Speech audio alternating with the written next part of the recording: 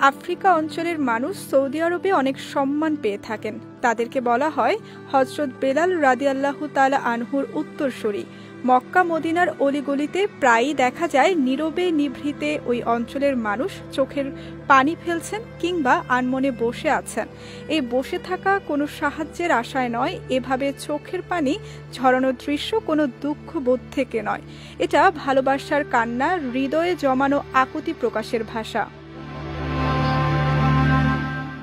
ছবিতে দেখা এমন কান্নারত যুবকের দৃশ্য মনে করিয়ে দেয় হযরত রাসূল সাল্লাল্লাহু আলাইহি ওয়াসাল্লামের সঙ্গে হযরত বেলাল রাদিয়াল্লাহু তাআলা আনহুর সম্পর্কের গভীরতা। যুবকটি মসজিদে নববীর একটি প্রবেশ পথে দাঁড়িয়ে কাঁদছে, যেখান থেকে রওজার সবুজ গম্বুজ দৃশ্যমান। রওজার কাছে ভিড়, পুলিশের তাড়া আর মানুষের কোলাহল তাকে কান্নার তৃপ্তি দিতে পারেনি, তাই সে নীরব স্থান বেছে নিয়েছে। কোনো এক ফাঁকে হয়তো কোনো শৌখিন ফটোগ্রাফার তার ছবিটি তুলে নিয়েছেন। ছবিটি পোস্ট করা হয়েছে হারামাইন পেজে।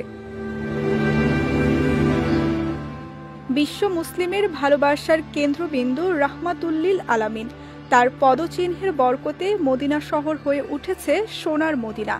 পবিত্র এই মসজিদ ছিল মদিনায় নবী করিম সাল্লাল্লাহু আলাইহি ওয়াসাল্লামের সব কর্মকাণ্ডের প্রাণকেন্দ্র।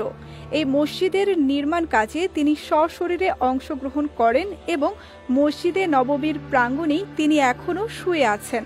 তাই গভীর শ্রদ্ধা ও ভক্তি নিয়ে মহানবী সাল্লাল্লাহু আলাইহি ওয়াসাল্লামের প্রিয় শহর মদিনা দেখতে বিশ্বের আনাচে কানাচে থেকে ছুটে আসেন নবী প্রেমিকরা।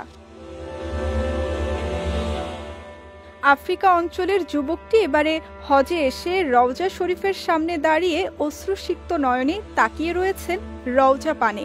যেহেতু হজের জন্য মক্কায় চলে যেতে হবে, তাই রাসূলের রওজা ছেড়ে যাওয়ার কষ্টে তিনি কাঁদছেন।